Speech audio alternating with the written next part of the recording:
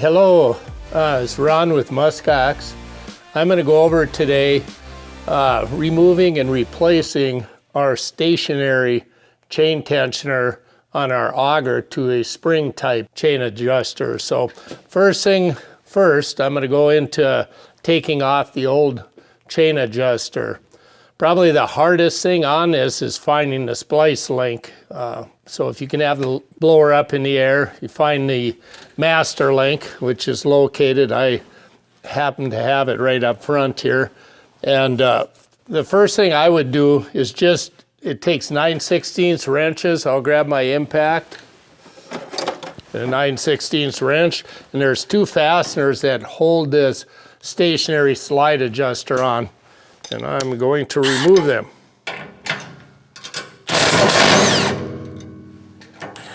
You'll be using these fasteners later with the new adjuster, so hang on to them.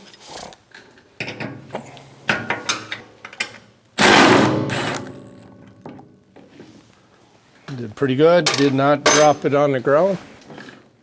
Yet, anyway. Oh, yeah, there it went on the ground. So anyway, this is your old adjuster. So once you have that removed, now you could take the master link apart. Then next you'd remove the master link.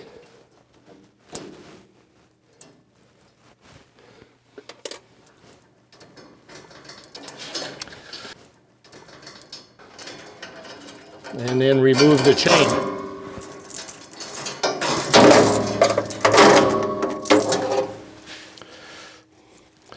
At this point, if you did not get a new chain with your kit, your spring tensioner, I'd check. You know, this is a little bit extreme for movement on the chain. You can also pull in and out, see how loose your links are if it's time to replace your chain. So probably ideally to put a new chain on with the new tensioner. So there you go. Now we're going to move over to the other side. This is a prototype blower where we've done testing on it. It's a 2378. You'll see some extra holes where I've done some testing. So don't be concerned about that. But we'll go on the other side and I'll show you some templates that we're going to provide with the kit. You have to drill 3 holes, 1 1/2-inch hole and 2 3/8-inch holes. Provided in the kit will be a template. What you'll be doing is you had just removed these 2 fasteners, or 3/8-inch holes for the adjuster that was in there, and we're going to be providing a template that you'll use the same fasteners that you pulled that adjuster out, and putting those fasteners into those 2 holes. You could put a nut on the back side if you'd like to. And then you're going to have where the 2 new holes are located. I'm going to leave that choice up to you. You can either go in there with a marker and mark them, take the template off, drill the holes, or use the template and just drill the holes. The template will have 1/4-inch holes in it. And then once you've drilled them, take the template off, and then drill them out to 3/8-inch. You could also, I guess, just giving you input, you could use a center punch. The way I do it is just take a marker, go through that hole, mark it, take it off, line the drill bit up, and drill the hole.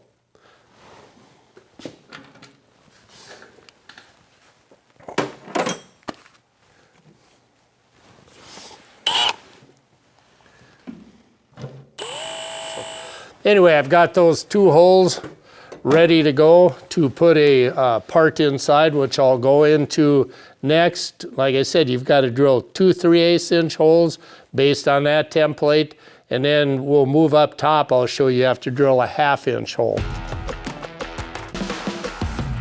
A way to check, you're going to have a template, but in order to check, we're going to have an indicator on the template where to position it. But generally, the 2 holes that exist that are in the blower, if you had a straight edge and line them up and then went up to the top corner of the blower shroud, You should be about a 1/2 inch down from there and lined up with the holes. And these 2 holes that you're adding are generally in line. The template has a slight angle to it for a reason to line this up. But just to check with the template, if you had it in the wrong position, the holes, these holes that end up, you'd have like a 2-inch space up there. So it's a good check just to see. Generally they'll be in a straight line. They are a little bit off angle from these holes, but when you're finished, these 2 holes that you put in for the new adjuster holder inside are in line with 1/2 inch down from this top corner. Okay, now once you've drilled the 2 holes in the side, now we're up top in the back. There's another template. It's pretty simple. Actually, we're coming in from the outside edge 3 inches, I don't know if you can see on there, 3 inches and down a 1/2 inch, but we're going to provide a template that you'll hold even with the outside edge, but you'll place this just beyond the radius of the bend line and flush with the end, and this hole will be 3 inches in and a 1/2 inch down. Then same thing if you want to go in with a marker and just mark a hole, or take your 1/4 inch drill bit and drill the first pilot hole. Then you're ready to switch your bit out. Once you've got the 1/4 inch hole, switch out to 1/2 inch bit in this location and drill a 1/2 inch hole. Then you'll be ready to put your spring tensioner in. You'll notice here I did drill that hole out with a 1/4 inch bit, a pilot hole off the template, then drilled my 1/2 inch hole. What I wanted to show you here, this is right in the location where we have our patent decal. That decal might vary slightly up or down or left or right. Don't use that as your location. Use your template to get that measurement. I guess I should say on the side panel too, there's a MUSKOX decal. Don't use that as an indicator for location for the holes. Use our template. Okay, this is the new spring tensioner that you'll be installing. You can see there's a few pretty straightforward components here. Here's the fastener with the indicator and the spring. That threads into a spool on this end. So I'll be reaching in the housing, showing you getting that started. The other component to it is this guide channel. That guide channel, that was the 2 3/8 inch holes that you drilled in, that goes into the side panel. And then this fastener comes in from the back side with the spring and the indicator. Then you'll insert the sprocket and mounting tube through the side guide tube and thread the fastener in. So I'll show you that all happening here. I'm going to put this on one more time so you can kind of see what happens here. There's a spring on the outside, so you tension this. There's an inch of preload on this spring, and that allows this to move in and out for any inaccuracies or movement in the sprocket, which severely reduces chain wear and or failure. Here I'm going to remove this fastener and spring affair from the slide adjuster, and I'm going to drop that back into the outside housing. Okay, now we're going to install the slide tube into the 2 3/8 holes that you drilled into the side panel.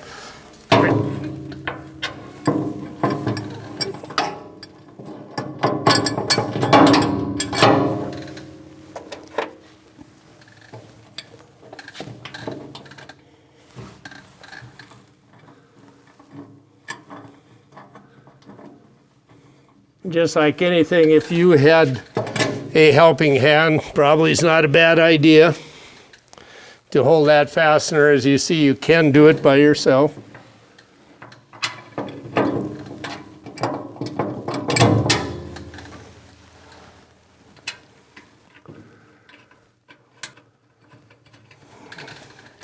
Okay, now once I have the fasteners on, I'm going to reach outside the housing, take a 1/2 inch or 9/16 inch, excuse me, on the inside, hold the nut, and tighten it with an impact.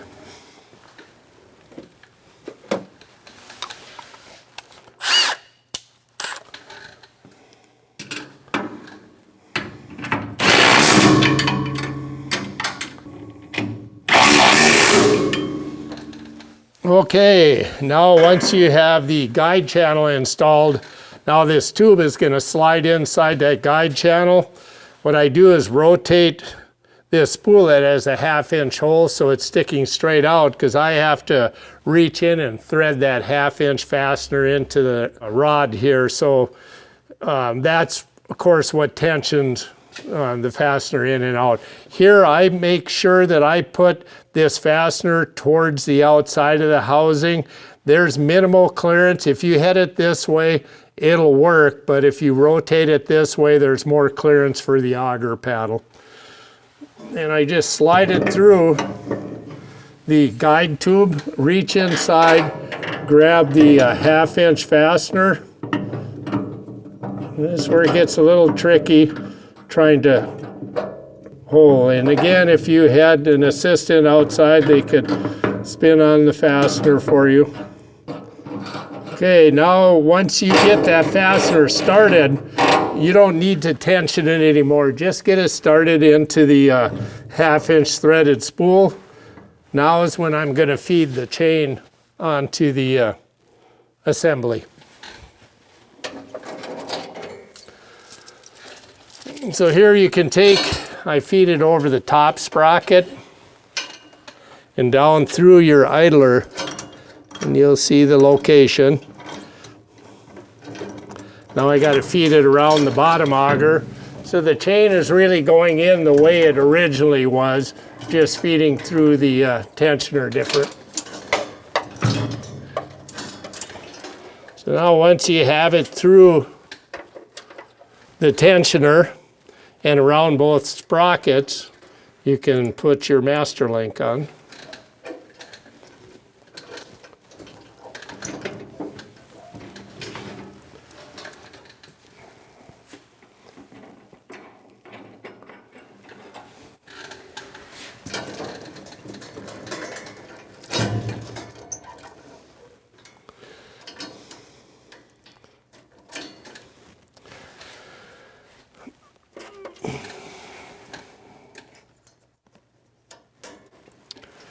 Find your little clip for your master link.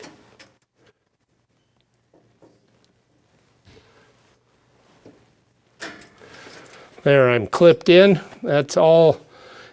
If you kind of look this over, you can see how the chain is threaded through the adjuster and around the sprockets. Now what I'm going to do is go tension the backside so it pulls on this chain. And that's where that indicator needle comes into play. You'll see that's 2 inches above the housing. So when I tighten it up, I'm going to compress that spring about 1 inch, and it'll be even with the top of that needle. Now it's ready to go. The reason for that needle is if the chain does wear over time, which it will, you'll see that the head of that bolt will start getting up above that needle. And if it's above the needle a 1/2 inch, 3/4 inch, it's time to retension the chain. All you got to do is go with a wrench or a socket up top, tighten that fastener down, it recompresses the spring to that height, and you're ready to go. Now that you have all the parts inside the housing fastened on, you can come back to the back side and adjust the spring. This spring has a free length of 3 inches, and we're going to compress it 1 inch. So it's called preload, which would be preload on the chain tensioner. Here there's a needle indicator. If you draw this fastener down till the top of the head is even with the top of the needle, you have the proper setting. Setting it further down would not be proper because you're going to coil bind the spring and it wouldn't function as it's supposed to. So I'll show you here, I'll tension it down. I'm going to use an impact. You could use a ratchet or a wrench.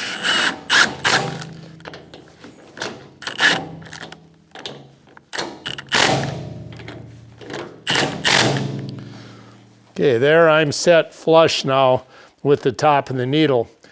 When you're running the snowblower, you'll see this fastener go up and down slightly, maybe an 1/8 inch up to a 1/4 inch.